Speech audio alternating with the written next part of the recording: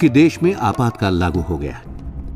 कलकत्ता से लौटते ही बाला साहब को प्रमुख कार्यकर्ताओं के साथ मिसा के तहत निरुद्ध कर दिया गया।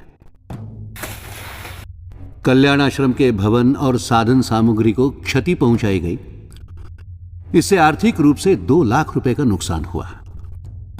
शासनकर्ताओं का दमन चक्र यहां तक भी नहीं थमा। कल्याण आश्रम की जमीन पर उनकी नजर पड़ी।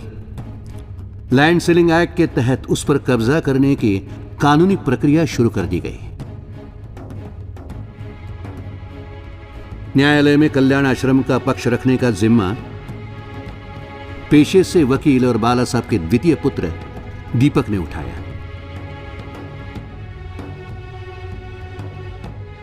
कारावास में बंदी होने के बावजूद बाला साहब ने उस मुकदमे के संदर्भ में दीपक जी को मौलिक मार्गदर्शन किया।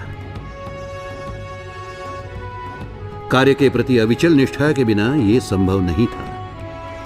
बाला साहब को यह विश्वास था, शासन भले ही कल्याण आश्रम के जान माल का नुकसान कर दे, लेकिन कार्यकर्ताओं को मनोबल नहीं तोड़ सकता। आपातकाल खत्म हो गया और सभी मिसाबंदी कारागार से मुक्त हो गए। कल्याण आश्रम के सभी कार्यकर्ता बाला साहब के मार्गदर्शन में फिर एक बार बड़े उल्लास और आत्मविश्वास से काम में जुट गए। कल्याण आश्रम को अब समाज में पहले की अपेक्षा ज्यादा समर्थन मिलने लगा।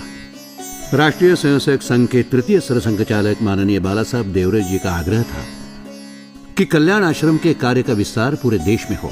इसलिए जब 1977 में कल्याण आश्रम की स्थापना को 25 वर्ष पूर्ण हो गए, तो उस वर्ष देश के सभी प्रमुख वनवासी क्षेत्रों में कल्याण आश्रम का कार्य शुरू हुआ।